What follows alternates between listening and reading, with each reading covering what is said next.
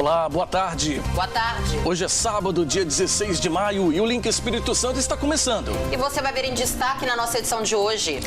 Governo do Estado compra leitos de UTIs de hospitais particulares para atender a demanda de pacientes com o novo coronavírus. Inquérito sorológico da Secretaria de Saúde vai testar 32 mil pessoas para a Covid-19.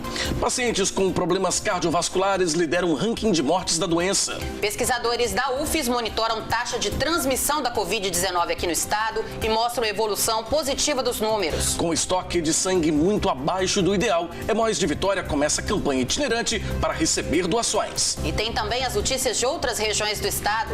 Tudo isso a partir de agora. O Link Espírito Santo já está no ar.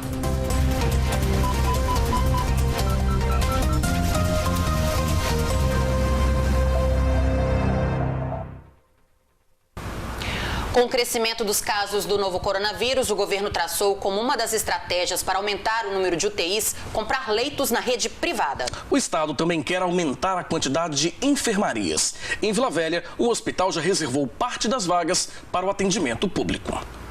A Secretaria de Saúde trabalha com a previsão de que o pico da Covid-19 ocorra ainda neste mês de maio. Nesta semana, o secretário estadual de Saúde falou sobre a expectativa de aumento dos casos. Esse crescimento da curva com o número de casos ativos, nós temos acompanhado ele diariamente e ele ainda aponta que, retrospectivamente, os casos ativos estão em uma curva de aceleração. Okay? Então, o pico da doença sempre que possa ocorrer no mês de maio e abrindo o mês de junho com um número importante de casos ainda no Espírito Santo. Para dar conta da demanda, o governo corre contra o tempo para abrir novas vagas para atendimento. Até agora, o Espírito Santo conta com 398 leitos de UTI na rede pública e quer chegar a mais de 600 até o fim do mês. Diante da dificuldade para adquirir respiradores, equipamentos que são essenciais na luta contra a Covid-19, o governo aposta na compra de leitos na rede privada. Nós estamos essa semana avançando nas tratativas com o Hospital Vila Velha, o Hospital Meridional, com outros hospitais da rede privada e temos aí trabalhado então com uma perspectiva muito madura, né, de relação com a rede privada, de maneira que não comprometa a oferta da rede privada para os planos de saúde, que não comprometa a oferta da rede privada para as outras doenças, que o próprio Estado adquire esses leitos, e que permita uma expansão que seja caracterizada por leitos novos para atender os pacientes de Covid, ok? Então, nós temos aí uma expansão prevista ainda para essa semana de novos leitos para o Covid dentro da contratualização com a rede privada. Neste hospital de Vila Velha, 20 leitos foram reservados exclusivamente para atendimento de pacientes da rede pública com Covid-19. O hospital fez uma negociação com a CESA e disponibilizou para eles 20 leitos de UTI e 35 leitos de unidade de isolamento em enfermaria, para aqueles pacientes que ainda não necessitariam de respiradores, estariam num quadro mais estável. O hospital disponibilizou a equipe de enfermagens, a equipe médica exclusiva para esses pacientes. As equipes de UTI, né, já existiam, eles só vão mudar, continuar fazendo atendimento normal para os pacientes. As equipes de enfermaria também foi feito todo um trabalho de isolamento de setor, um trabalho físico de isolamento, do jeito que esses profissionais transitassem o praticamente zero dentro do hospital. Então, um técnico de enfermagem que chega para assumir o serviço, ele já tem uma antessala que ele vai trocar a roupa e vai vestir uma roupa específica para ficar dentro daquele setor. Foi criado também nesse setor uma área específica para descanso e alimentação, do jeito que o profissional ele não sai de dentro do setor, a não ser na hora de largar o plantão. O contrato do governo do estado com os hospitais particulares prevê o pagamento de R$ 1.600 por dia para cada leito de UTI disponibilizado para a CESA. Além disso, para cada internação, o governo paga mais R$ 1.500. A parceria com o governo vem de longa data, mas a atenção agora está voltada para a Covid-19. O hospital já tinha uma parceria de venda de leitos com a CESA há mais de 2 anos.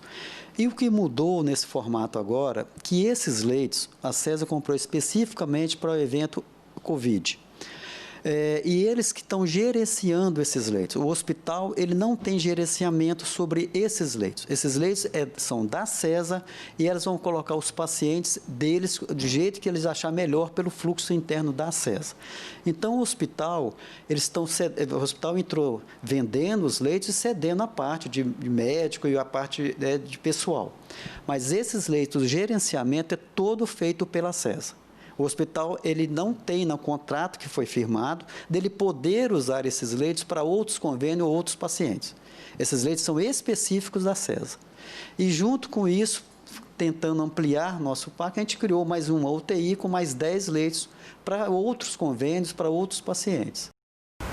E os municípios da Grande Vitória também estão trabalhando para ampliar a rede de atendimento contra a Covid-19. Na Serra, por exemplo, leitos de campanha serão construídos em anexo à unidade de pronto atendimento de Castelândia. Enquanto o governo do estado não bate o martelo sobre a construção de hospitais de campanha para atendimento de pacientes da Covid-19, os municípios da Grande Vitória trabalham para ampliar os leitos nas unidades de saúde e de pronto atendimento. A expectativa da Prefeitura de Vitória é montar uma estrutura com 20 novos leitos, numa área anexa ao PA de São Pedro. Já na Serra, a Prefeitura vai passar a atender os pacientes exclusivamente na UPA de Castelândia. Cada momento da doença a gente tem que estar preparado. Então a gente sabe que o número de UTI ele é limitado, né? Não tem como ser de uma noite para o dia aumentar o número de UTI, a gente tem a dificuldade do estado. O que a gente vai fazer aqui em Castelândia? Infelizmente, o cidadão pegou a doença, então ele vai ter uma unidade somente para tratar de síndrome gripal. Nós vamos retirar todos os outros serviços, não vai ter mais aqui odontologia, não vai ter pediatria, só coisa clínico, nós vamos mandar para as outras UPAs, não vai ter menor chance de não ter o atendimento, porque nós estamos preparados. E aqui nós vamos fazer em 2 etapas essa questão. Então nós temos que ter o leito intermediário. O que é o leito intermediário? É quando a pessoa não precisa ir para a UTI, não precisa usar um leito de UTI, mas também não pode ficar em casa. Então nós vamos fazer aqui, de imediato, dentro da nossa UPA, a partir do dia 18, 22 leitos, sendo 17 de enfermaria e 5 de urgência com respiradores, para você ter ideia. Para esse cidadão para essa pessoa, para esse paciente que não precisa ainda ocupar um leito de UTI. Caso se agrave, lógico, nós já vamos ter um processo de transferência. De preferência, nós vamos tratar esses pacientes intermediários aqui mesmo, torcendo e fazendo de tudo para que ele volte para sua casa. A Prefeitura também vai construir leitos de emergência para atendimento no estacionamento da UPA para ampliar o atendimento à população. Está em projeto também uma parceria com o Estado, onde o Estado entraria com o equipamento a montagem, né, de leitos. Seriam 30 leitos lá no estacionamento interno da UPA, onde a Prefeitura entraria com todo o recheio, vamos dizer assim, recursos humanos, medicação. Então essa parceria, o Estado entra com estrutura física e a Prefeitura entraria com tratamento. Se isso se concretizar e realmente for necessário esse aumento de leito, seriam então só aqui em Castelândia, total de 52 leitos que a gente vai poder ter para tratar esse tipo de paciente. O anúncio da construção de estruturas foi feito na semana passada pelo secretário estadual de saúde. Nésio Fernandes disse que o governo do estado não descarta a possibilidade de ter hospitais de campanha, mas que aposta nesse momento na construção de estruturas anexas às unidades de saúde existentes. Nós oferecemos aos municípios capixabas a possibilidade do Estado do Espírito Santo construir leitos de campanha acoplados às unidades de pronto atendimentos, aos PAs municipais, para poder expandir a capacidade desses pronto atendimentos em PAs, que são os principais pontos da rede de urgência e emergência pré-hospitalar, de poderem isolar os pacientes suspeitos de Covid. Então, o município de Serra concordou com a estratégia, estaremos então avançando na construção desses leitos com isolamento aí nas próximas semanas, junto a uma das duas municípios. O próprio município de Vitória decidiu expandir no Praia de São Pedro, da Praia do Suá também a quantidade de leitos de isolamento, e estão dialogando com outros municípios na Grande Vitória, no interior, para poder realizar essa expansão de leitos que possam estar em boxes individualizados, para que os pacientes, enquanto estão em observação, não fiquem misturados com outros pacientes. Quem sofre de problemas no coração deve se preocupar ainda mais com a prevenção à Covid-19. Os cardíacos lideram o ranking de mortes aqui no estado. E tem uma explicação para isso: a agressividade do vírus. A reportagem é do Rodrigo Schroeder. Os integrantes do grupo de risco para a Covid-19 já são conhecidos desde o início da pandemia do novo coronavírus. Pessoas acima de 60 anos ou que tenham doenças respiratórias, cardiovasculares ou diabetes estão mais propensas a desenvolver a forma grave da doença. De todos esses males, as doenças do coração são as principais comorbidades presentes nos pacientes e também nas vítimas da Covid-19. 55% das pessoas que morreram em decorrência da Covid-19 aqui no Espírito Santo tinham problemas cardíacos. A infecção pelo novo coronavírus provoca diversas reações em praticamente todos os nossos órgãos. Com isso, o nosso organismo entra numa verdadeira luta contra o vírus. Só que esse esforço exige ainda mais do nosso coração. É como se eu estivesse correndo uma maratona. Essa doença, quando ela sai do quadro gripal normal dela e vira pneumonia, vira tal da insuficiência respiratória, faz o cara ter falta de ar, essa doença vira uma doença sistêmica. O que quer dizer isso? Ela pega no corpo inteiro. O seu rim está com a doença, seu fígado está com a doença, a pele, o músculo, o tendão, a perna, o pé. E isso faz com que seu coração tenha que bater de uma forma muito mais vigorosa, muito mais forte. O trabalho do coração ele aumenta muito. Para quem não tem um coração bom, isso piora muito a condição de sobrevivência a essa doença. É igualzinho uma maratona. Se você colocar um jovem de 15 anos que não tem absolutamente problema nenhum para correr a maratona, ele faz em 3 horas. Se você colocar um senhor de idade, com 80 anos, que já fez 3 pontes de safena, já abriu o peito 2 vezes para operar, tem diabetes, tem pressão alta, tem colesterol, esse cara provavelmente não vai terminar a prova e em 10 minutos ele vai pedir para parar. É a mesma coisa, a gente coloca o corpo da gente para fazer uma maratona grande e extensa quando a gente assume a doença sistêmica, quando a doença passa para o corpo todo.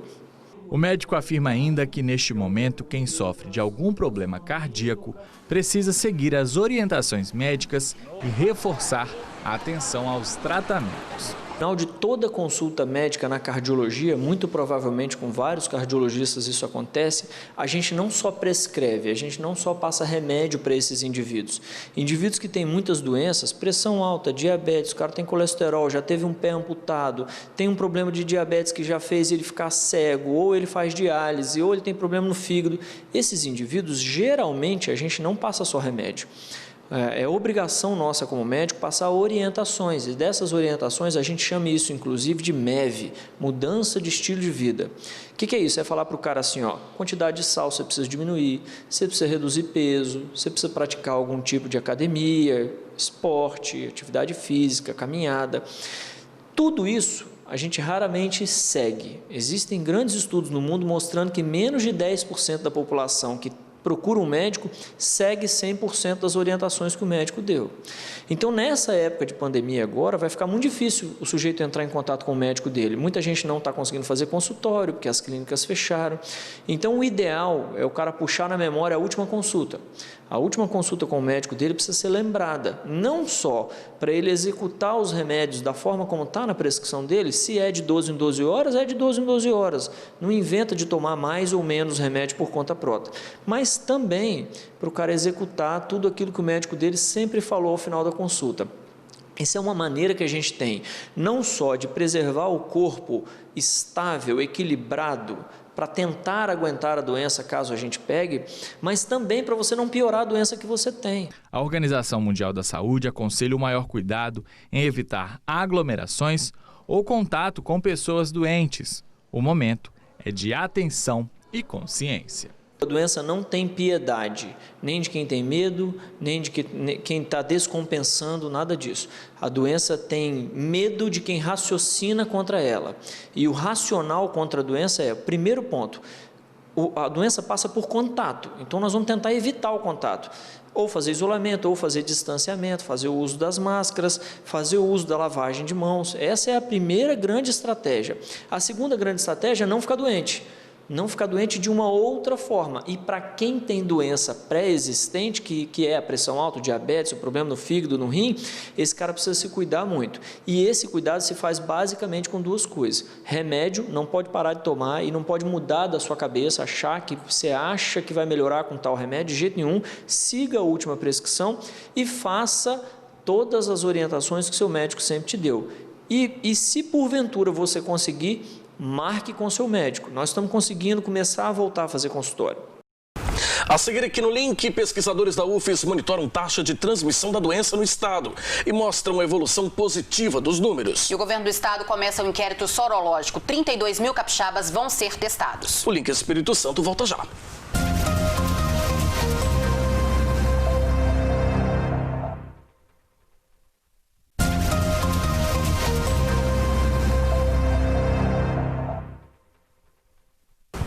O estado começou nesta semana o inquérito sorológico. 32 mil pessoas no Espírito Santo vão ser testadas para a Covid-19 nas 4 fases do trabalho de investigação. O inquérito vai apontar como a pandemia tem avançado. Os trabalhos começaram no início da manhã. A equipe epidemiológica é formada por profissionais identificados com crachá e uniforme. Na capital, um dos bairros escolhidos para a primeira fase do inquérito sorológico foi Jardim Camburi. A escolha das primeiras residências foi definida por meio de sorteio e usando critérios do IBGE. O sorteio está sendo feito todo através de aplicativo. Nós não vamos usar papel, até pelo risco de contaminação. Então a gente tem um smartphone, tem 3 aplicativos instalados nesse smartphone. E aí para o sorteio nós vamos identificar o imóvel e sortear uma residência. Então sorteou a residência, nós vamos sortear uma pessoa. Por exemplo, se tiver 8 pessoas na residência, o próprio aplicativo ele vai sortear uma pessoa. A dona Lucimar foi uma das sorteadas para ser testada.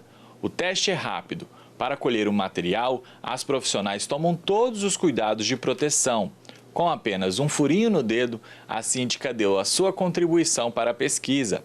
Depois de 15 minutos, veio o resultado negativo para o novo coronavírus e a aprovação desse trabalho. Você, porque aí nós vamos ver se eu estou com Covid ou não, né? Eu acredito até que seria bom que todos fizessem, né? Mas só alguns vão ser escolhidos. Além da capital, outros 18 municípios estão incluídos nesta primeira fase de testagem. Ao todo, 27 cidades vão participar do inquérito. O secretário estadual de Saúde, Nésio Fernandes, explicou a importância do trabalho e como ele vai ajudar a controlar a Covid-19 no Espírito Santo. Uma projeção estatística de quantos capixabas, quantos residentes no nosso estado tiveram contato com a doença, tenham apresentado sintomas ou não. Como serão realizadas 4 coletas neste inquérito, nós iremos poder medir a proporção de crescimento, estabilização ou redução de casos entre uma coleta e outra, de maneira que a gente consiga reconhecer em que fase nós estamos de transição da doença e quais as medidas de governo serão seguras de serem tomadas pelo nosso governador Renato Casagrande no enfrentamento da pandemia no Espírito Santo. Além disso, o inquérito vai poder permitir, por exemplo, descobrir quantos pacientes positivos não relataram sintoma em qualquer momento. Quantos que forem positivos, que relataram qualquer sintomas leves ou sintomas mais característicos da doença. Então o inquérito ele utiliza uma metodologia de pesquisa validada internacionalmente. Nesta primeira etapa, a Secretaria de Saúde vai aplicar 5.800 testes.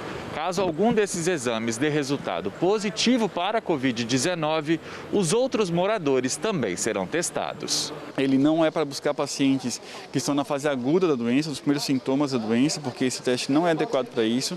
No entanto, para pacientes que têm mais de 7 dias de evolução, ele já tem uma sensibilidade maior. E a partir de 14 dias de evolução, praticamente todos os pacientes que tiveram contato com a doença vão positivar no teste. Ao identificar uma pessoa do domicílio positivo, nós iremos fazer o teste em todas as pessoas daquela casa, daquela família. Então, todos esses casos positivos vão ser devidamente notificados, vão compor o número total de casos diagnosticados no Espírito Santo. E se for identificado de que alguma das pessoas está sintomática, ela terá a indicação também, então, do isolamento domiciliar. Pesquisadores da UFES estão monitorando a taxa de transmissão da Covid-19 desde o começo da pandemia. Hoje, ela está em 1,64. Quem explica pra gente o que significa esse número e a importância desse monitoramento é o Rodrigo Schroeder. Boa tarde, Rodrigo.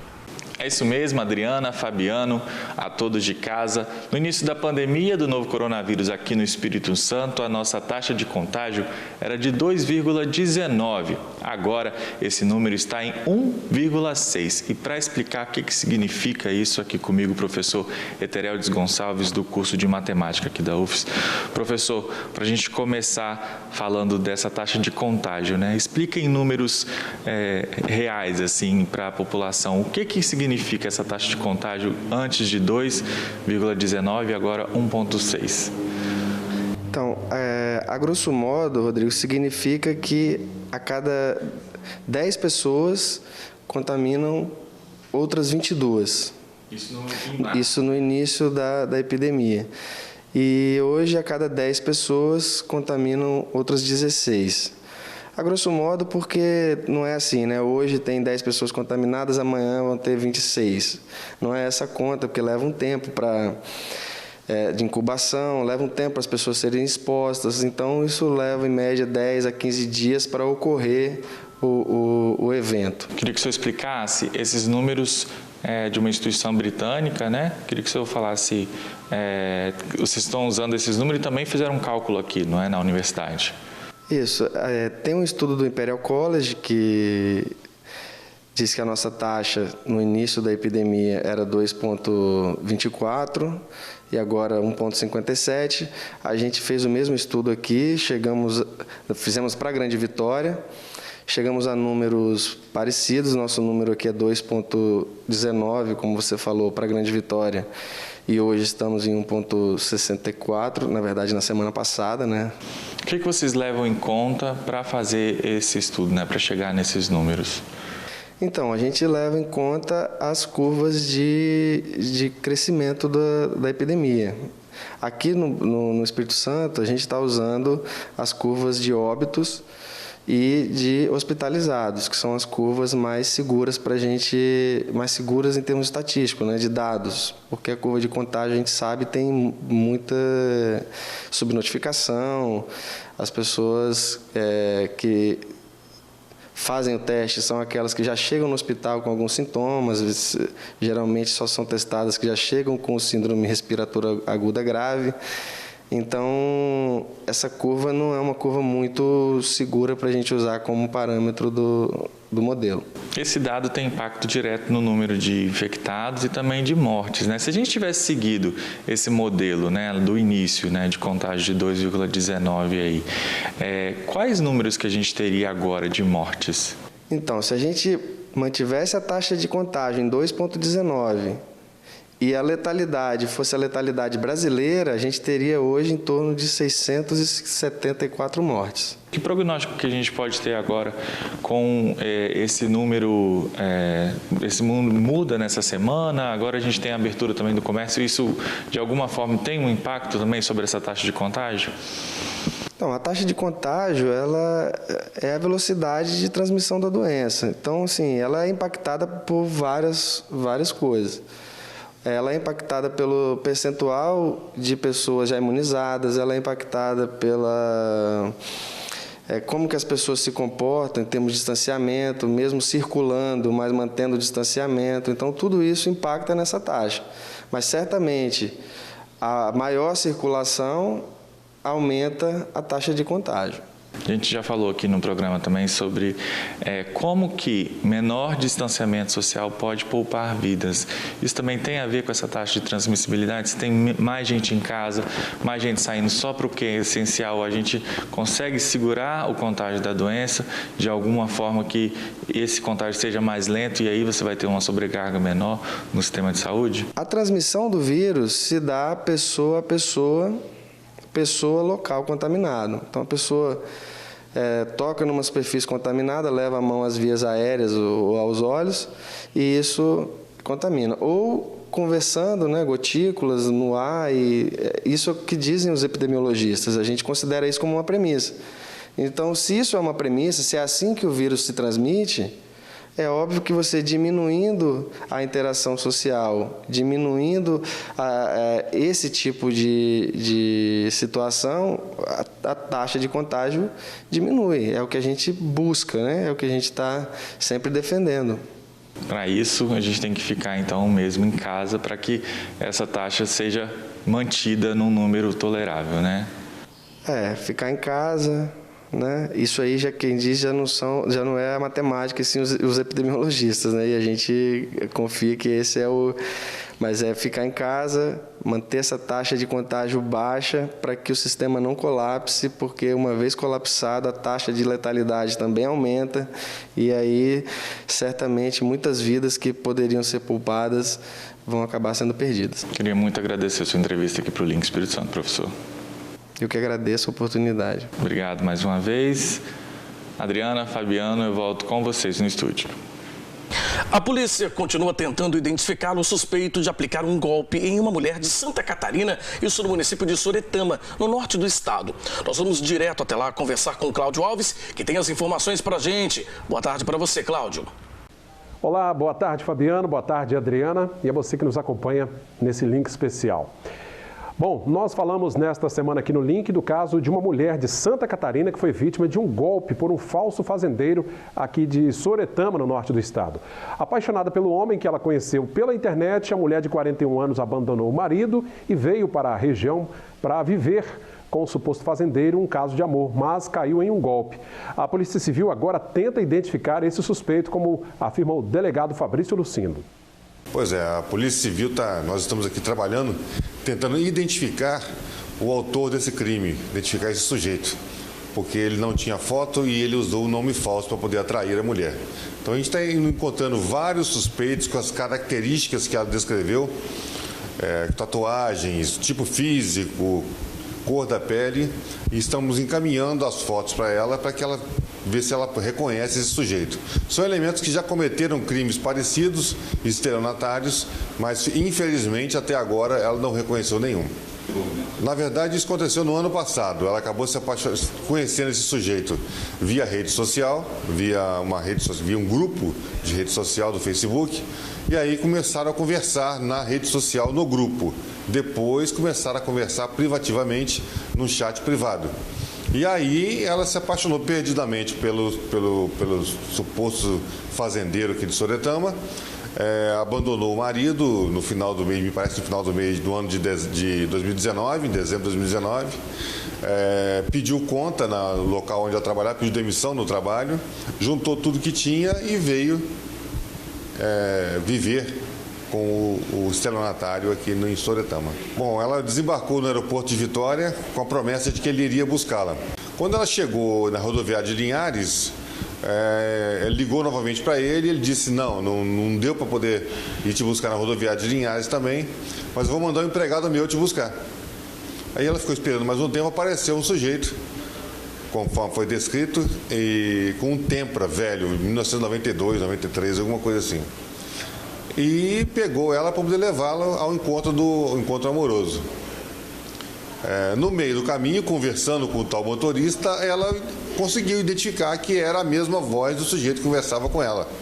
E aí ela começou a entender que se tratava de um golpe, né? Ela teve um prejuízo de R$11 mil mais ou menos, celulares, objetos pessoais que foram furtados, os cartões de débito e crédito também foram levados com as senhas, que ela tinha passado as senhas também, mas nós conseguimos pedir a ela que bloqueasse os cartões logo no primeiro atendimento e ela bloqueou os cartões de crédito e débito para evitar um prejuízo maior.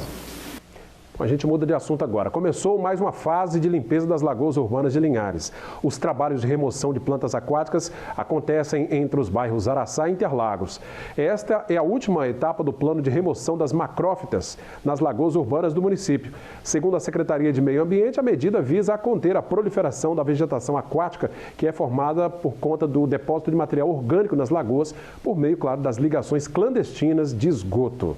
E a Prefeitura de Linhares está convocando o aprovado aprovados no processo seletivo simplificado para contratação temporária de pessoal. A Secretaria Municipal de Saúde é quem está contratando para as funções de técnico em enfermagem e enfermeiro, além de fisioterapeuta.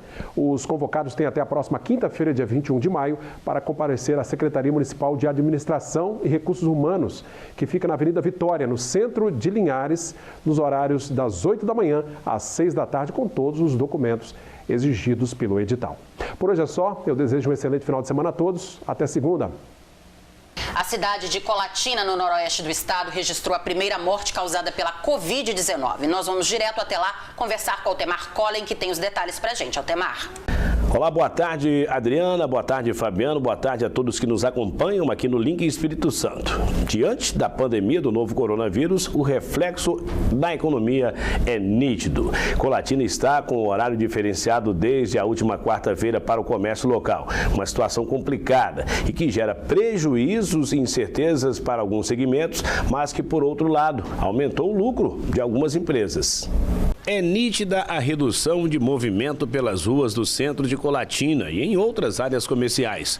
Com o novo decreto municipal que entrou em vigor na última quarta-feira, dia 13, alguns estabelecimentos, como lojas de celulares e acessórios, material de construção e artigos do ramo, abrem no primeiro período, de 7 da manhã ao meio-dia. Já no segundo período, entre 2 da tarde e 7 da noite, abrem as lojas de confecções, calçados, livrarias e papelarias e outras que não se enquadram no primeiro grupo. A intenção da prefeitura é reduzir o número de pessoas circulando pela cidade. O crescimento no número de registros positivos em Colatina nos últimos dias fez com que as autoridades tomassem a decisão de testar os efeitos desse novo horário comercial.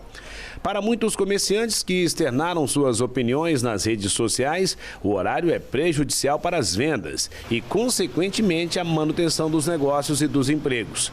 Outra novidade nesse último decreto é que os estabelecimentos inseridos nesses grupos só podem funcionar de segunda a sexta-feira, ou seja, sábado o comércio colatinense, que habitualmente recebe um grande volume de pessoas, não abre, com exceção dos locais considerados de primeira necessidade, como supermercados, farmácias e postos de combustíveis, por exemplo. Segundo o presidente da Federação das Câmaras de Dirigentes Lojistas do Espírito Santo, essa é uma situação que gera lucro para alguns setores e prejuízo para outros. A gente sabe que a primeira necessidade é o alimento, então no setor de supermercado a gente viu um crescimento de 20% nas vendas. Farmácia foi uma preocupação, né? As pessoas também começaram a se preocupar em tomar algumas vitaminas ou até mesmo tratar de qualquer gripezinha, né? Agora teve setores que mudou de comportamento, que era assim, como você falou, as pessoas começaram a ficar em casa. Nós temos informação que o setor de eletrodoméstico, principalmente o celular, teve até crescimento pela procura, porque é uma ferramenta que hoje todo mundo usa, né, até para fazer suas transações, compra, movimentação financeira, comunicação com a família, comunicação com o trabalho. E as pessoas dentro de casa também olharam um pouco para dentro da própria casa, né? Melhoraram um pouco o material de construção, por exemplo, está com um número normal, porque as pessoas estão fazendo as suas manutenções, então isso é interessante de colocar. E assim, eu sempre digo que o dinheiro não some, ele muda de mão. Então aquele dinheiro que não está se gastando no lazer, que a gente percebe o comportamento do lazer hoje, a gente não está saindo, não está indo a um bar, a restaurante. E esse mês agora que passou, teve 2 feriados prolongados, as pessoas não viajaram, não foram fazer suas viagens de hotel. Isso é dinheiro que se economiza e vão gastar de alguma forma com outras necessidades. Então ele vai mudando de comportamento, mas isso que é a dinâmica de uma economia. Eu gasto num setor, o setor gasta com outro e assim vai. São as pessoas levando e circulando o dinheiro nessa economia que é natural. É bom lembrar que esse atual decreto municipal em vigor, ele tem prazo indeterminado e as autoridades estão avaliando as consequências e resultados dia após dia. Essas são as informações hoje aqui de Colatina, de volta ao estúdio em Vitória com vocês. A todos um ótimo fim de semana. Você vai ver a seguir, com estoque de sangue muito abaixo do ideal, Hemóis de Vitória começa a campanha itinerante para receber doações. E tem estreia aqui no Link. É o quadro Vivendo um Sonho, quando o céu não é o limite, que vai mostrar as aventuras do paraquedista Marcos Morandi pelo mundo. O Link Espírito Santo volta já.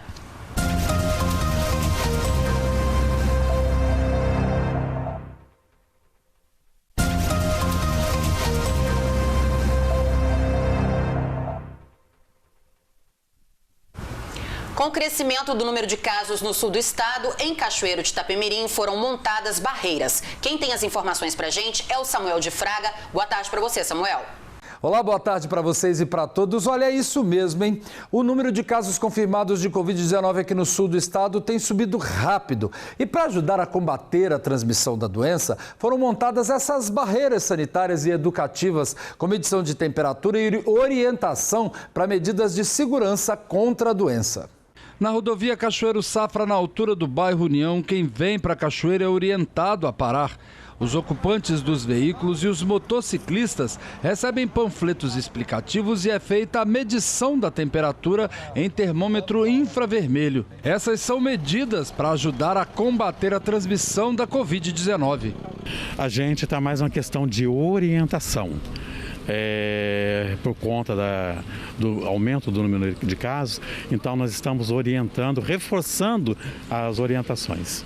O Alexandre apoiou a ideia e para ele tudo é válido para evitar o contágio da doença. Se não houver esse controle, provavelmente pessoas que não têm o mesmo zelo, o mesmo cuidado que nós temos, poderão passar aí com alguma infecção, alguma doença e assim está propagando o vírus, né? As barreiras sanitárias e educativas foram implantadas em pontos de limite com outros municípios desde a última sexta-feira.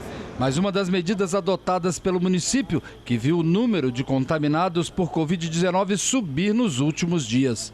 Nós fizemos o dever de casa, desde o primeiro caso confirmado, no dia 17 de março, fechamos os estabelecimentos comerciais por quase 30 dias, fechamos também as atividades administrativas da prefeitura. Isso nos deu um fôlego para que o nosso sistema de saúde aqui do sul do estado, a nossa Santa Casa e o Hospital Infantil, pudessem se preparar melhor para essa medida que nós tomamos um mês depois de reabertura gradativa do comércio. Então era esperado que esse número aumentasse, até por conta da circulação das pessoas, mas os nossos leitos de UTI estão no momento suportando esses números atuais. Eu acho muito bom, porque previne e esse coronavírus aí realmente está perigoso, muito perigoso, A gente tem que se prevenir. Muito boa mesmo, porque a coisa está muito séria, meu irmão? Muito séria mesmo. Desde sexta-feira, quando o trabalho foi iniciado, mais de 1.300 pessoas já foram abordadas. E quem não tem máscara de proteção também recebe uma. E se for detectada a temperatura fora dos padrões, a pessoa precisa seguir o protocolo. Menos de 37,8, a pessoa pode ficar tranquila, mas em alerta. De acordo com o protocolo, a gente preenche um formulário de notificação dessa pessoa e a gente procura acompanhar o caso. Eu acho ótimo, porque assim já pega o pessoal logo na entrada da cidade, para orientar. É importante isso. Muito bom. Continua assim que nós vamos combater esse coronavírus. Bem, com a pandemia do novo coronavírus, o estoque do Banco de Sangue da Santa Casa de Misericórdia aqui de Cachoeiro e do Hospital Evangélico estão baixos. O número de doadores caiu pela metade. Chegando no banco de sangue da Santa Casa, a gente já vê a diferença. Nenhuma movimentação do lado de fora. Recepção vazia. Na sala de coleta, ninguém doando. Uma situação preocupante, pois alguns tipos sanguíneos, principalmente o O negativo, estão em estado crítico. A gente está muito preocupado porque os tipos negativos, eles estão em falta, estão em situação de alerta no nosso estoque, principalmente o O negativo, que é o doador universal, que o estoque está diminuindo e a gente fica preocupado com isso. Segundo a coordenadora do Banco de Sangue da Santa Casa, as pessoas estão com medo de doar por causa da Covid-19. Com isso, o estoque vai baixando cada vez mais. E para garantir a segurança dos doadores, foram feitas alterações no local. Nós estamos fazendo as doações por agenda, então a pessoa pode ligar para o 2101 2123, já faz a pré-triagem pelo telefone para que a gente evite que a pessoa venha desnecessariamente por um critério que por telefone a gente já consegue identificar. Quando chega aqui, a gente está pedindo para todo mundo usar máscara, como no município está sendo adotado. Nós estamos atendendo apenas 2 pessoas por vez dentro da coleta e disponibilizando o álcool gel para todo mundo higienizar. Antes, o Banco de Sangue da Santa Casa de Misericórdia aqui de Cachoeira atendia em média 20 doadores por dia. E com a pandemia do novo coronavírus e as pessoas com medo de vir até o hospital para doar, as doações caíram pelo menos pela metade. Isso, a gente está com a média de 10 pessoas por dia, as transfusões também diminuíram, mas não param. A gente precisa de produção de plaqueta, que tem validade curtinha, de 5 dias, então a gente precisa de pelo menos 15 pessoas por dia. Não é um número muito grande, dá para atender com segurança, sem tumulto, sem aglomeração, mas não pode deixar de ter doação neste momento também.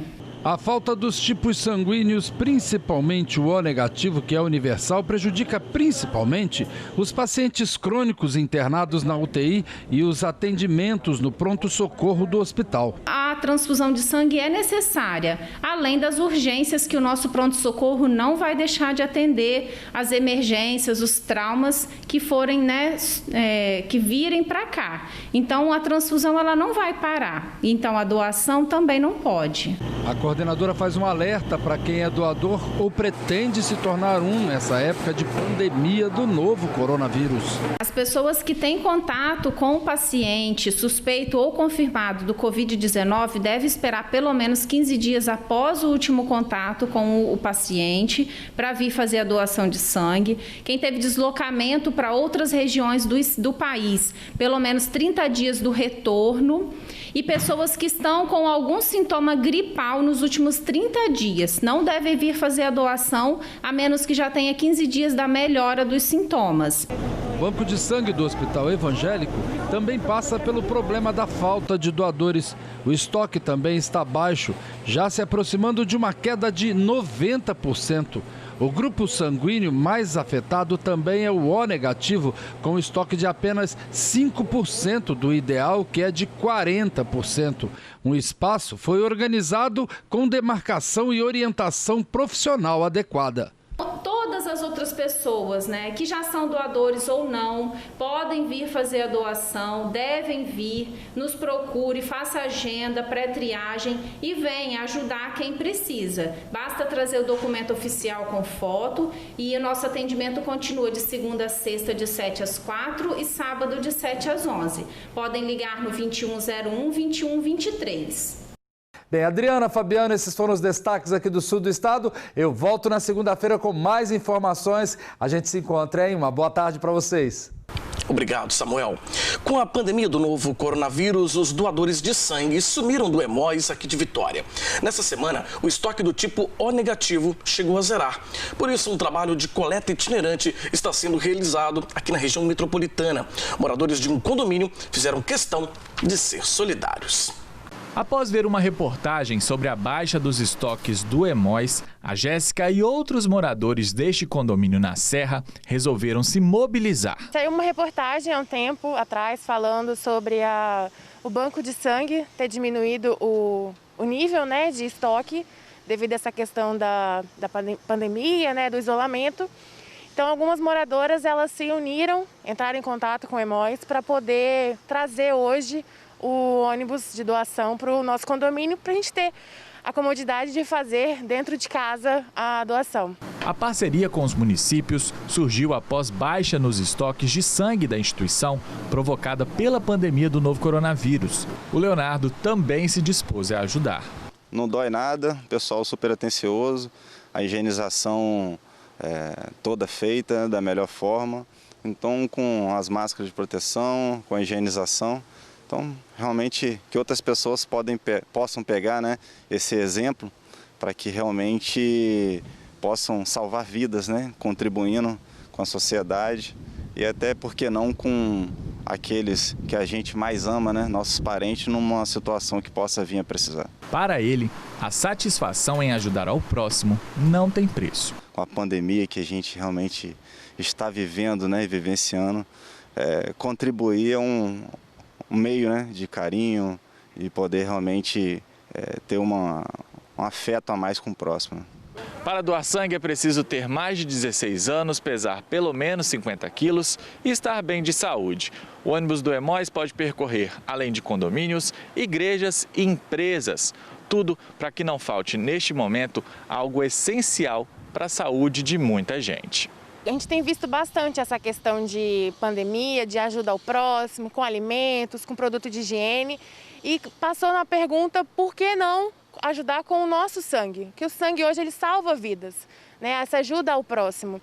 Então é muito gratificante poder fazer essa doação e eu gostaria de fazer um convite a quem está assistindo, né? Síndicos, as pessoas de condomínio, que elas também podem entrar em contato com o Hemóis para levar o ônibus até o condomínio delas, para fazer as doações. E a partir deste sábado tem novidade aqui no Link. É o quadro Vivendo um Sonho, quando o céu não é o limite, com o paraquedista Marcos Morandi. Você vai conhecer os desafios do esporte, acompanhar as aventuras do paraquedista pelo mundo e ainda vai ter dicas de viagens e turismo. O Álvaro Guareschi conversou com o Morandi. Boa tarde para você, Álvaro. Pois é, Adriana, Fabiano, boa tarde para vocês, boa tarde para todo mundo que está acompanhando o Link Espírito Santo. Vocês fizeram aí a apresentação e eu estou aqui com o Marcos Morandi, paraquedista, escritor, que a partir de hoje tem um novo quadro aqui no Link Espírito Santo, né? Vivendo um Sonho, quando o céu não é o limite. Vou começar dando boa tarde para o Marcos. Boa tarde, Marcos. Boa tarde a toda essa equipe maravilhosa aí do R-Sim, representando a Record News. É uma satisfação muito grande para mim voltar a ter esse espaço junto a vocês aí. Marcos, acho que a pergunta primeira não podia ser outra, né? Você se destaca aí como um grande paraquedista. Como é que esse esporte entrou na sua vida? Álvaro, eu comecei lá atrás, era um sonho que eu acalentei há mais de 30 anos. Eu comecei como paraquedista militar, fazendo um curso aqui na Brigada Paraquedista do Exército Brasileiro, uma tropa de elite. Eu saí, foi temporariamente a minha estada nas Forças Armadas, depois segui a minha carreira e 30 anos depois eu volto a praticar dentro de uma outra modalidade. Até então eram saltos de combate e eu passei a praticar a queda livre, né, que era o que eu sempre quis.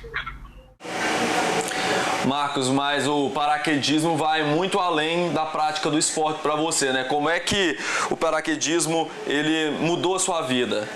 Na verdade, eu considero o paraquedismo um presente que eu dei a mim mesmo, né? Após uma longa trajetória de vida, como executivo, empreendedor, ao longo de muitos anos, indo de um polo a outro, morando inclusive fora do Brasil, superando vários desafios, como toda pessoa normal, altos e baixos, eu acabei querendo me presentear, digamos assim. Após uma longa trajetória, aos 50 anos, eu passei a me dedicar ao esporte, conciliando duas coisas que eu tenho como grande paixão: viajar e saltar nos lugares aonde eu viajo.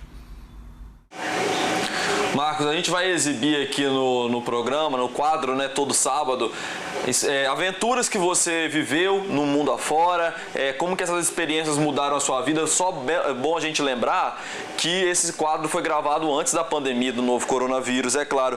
Mas, Marcos, qual você tem como destacar, assim, qual o melhor salto, qual você elege aí como o que mais te marcou? Álvaro, eu acho que primeiramente seria bacana eu colocar o fato de que, para mim, o paraquedismo representa uma filosofia de vida e é o maior simbolismo que eu acho que temos como seres humanos para considerar uma realização de um grande sonho, porque desde os primórdios da humanidade, voar sempre representou um grande sonho para o ser humano e o paraquedismo ele materializa essa capacidade ilimitada que todos nós temos de atingir nossos objetivos e nossos sonhos.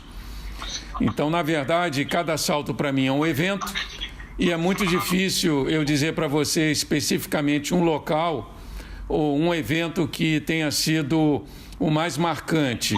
Existe aí um elenco de situações, de eventos em que muitos desses lugares a gente tem vontade de retornar e praticar o esporte em razão da belíssima plástica que envolve esses cenários literalmente deslumbrantes, como é o caso dos Alpes na Suíça.